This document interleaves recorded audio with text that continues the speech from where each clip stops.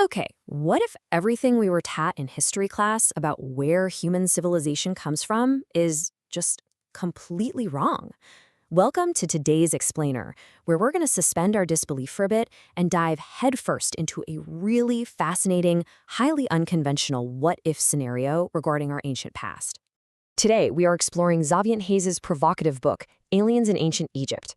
We're going to unpack his core argument, which is essentially that humanity's original golden age didn't just slowly evolve from early agriculture.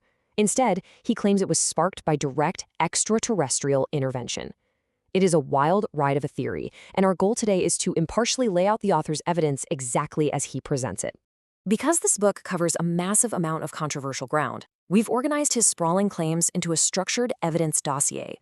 We'll be looking at the alternative timeline, the gods versus aliens debate, the reptilian brotherhood, biological anomalies, the Mars connection, and finally, the era of slow disclosure.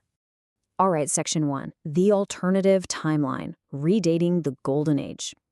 So to even entertain the ancient alien theory, Hayes says you first have to completely unlearn accepted history.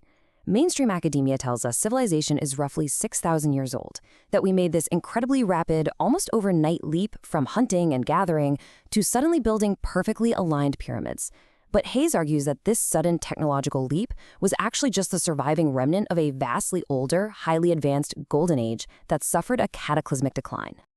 To back this up, he points to things like the Palermo stone. This is a black basalt stele that literally lists Egyptian rulers predating official history by thousands of years. And get this, after it was discovered in 1866, a Sicilian family actually used this priceless ancient timeline as a doorstop for years. Hayes argues this stone is the absolute smoking gun that mainstream Egyptology ignores because it completely shatters their established timeline. He also argues that carbon dating is useless for figuring out these ancient eras because it only works on organic material. Instead, he says we need to look at precession. That's the 26,000-year wobble of the Earth on its axis. Now, as the Earth wobbles, our view of the stars shifts exactly 1 degree on the horizon every 72 years. And that specific number, 72, is deeply, deeply encoded in myths and religions all over the globe. We're talking 72 steps on Jacob's ladder, 72 languages at the Tower of Babel, Osiris trapped by 72 followers, even Confucius having 72 disciples. Hayes interprets this not as some random coincidence, but as proof of a shared, highly advanced ancient astronomical knowledge, essentially a mathematical star map left behind by that previous golden age. Moving on to Section 2, Gods or Alien Astronauts, Interpreting the Divine. So, who actually handed down this incredible knowledge? Were they just mythological gods? Well, according to the book, the ancient Egyptians intensely revered a period known as Zep Tepi, which translates to the first time. Hayes believes this wasn't just a fairy tale. He thinks it was an actual, historical era where emissaries from the stars lived side by side with humans, transferring advanced tech and science. Take this super eerie account from Pharaoh Thutmose III in the Thule Papyrus. He says, "I flew up to the sky as a divine falcon."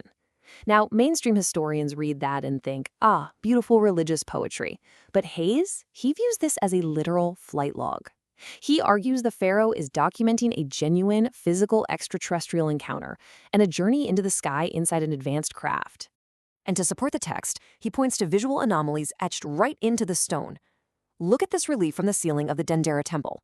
Traditionalists might see mythological symbols, but Hayes interprets this as a literal, clear-as-day depiction of an advanced alien spacecraft emitting light or energy. He argues early humans weren't being metaphorical. They were just drawing exactly what they saw. Which brings us to Section 3, the Reptilian Brotherhood, Infiltrators of the Priesthood. The author's narrative takes a much darker turn here when he explores exactly who these ancient visitors might have been. He argues that a faction known as the Shimsu Hor, which he describes as reptilian beings, infiltrated the Egyptian priesthood and took control after that initial golden age.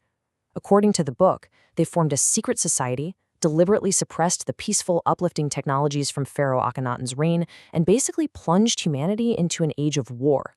And Hayes points out that this isn't just some isolated Egyptian myth. He points to global evidence, like this massive petroglyph discovered in Algeria, dating back to 10,000 BCE. The author suggests that non-human reptilian-like entities have been witnessed and recorded by human civilizations all over the world for millennia. Section 4. Anomalies and elongated skulls, the biological evidence. Beyond the carvings and papyrus, Haze asserts there is actual, tangible, biological evidence of an extraterrestrial presence left right here on Earth.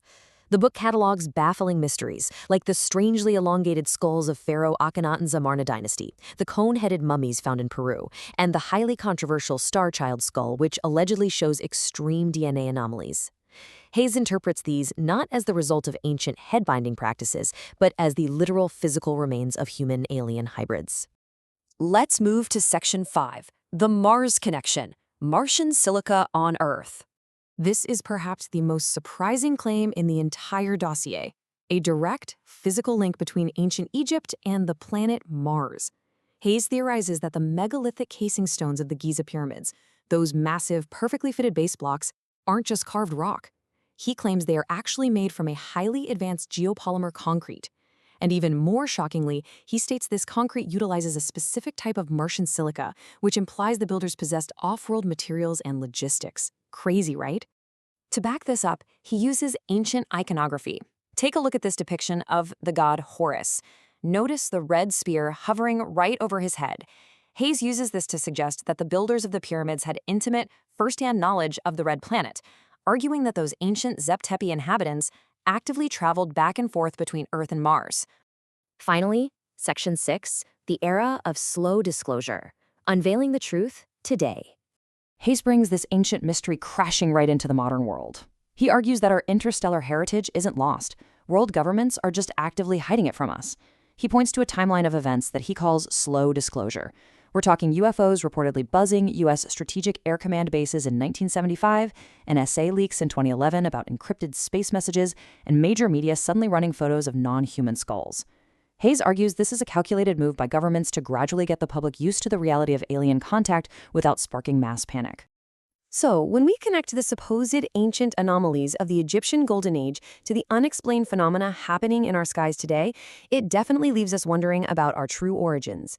Are we slowly being prepared for the ultimate revelation? Well, we've managed to capture the essentials of this book in 8 minutes or less in English. If you enjoyed this, subscribe to In 8 Minutes and never miss what matters.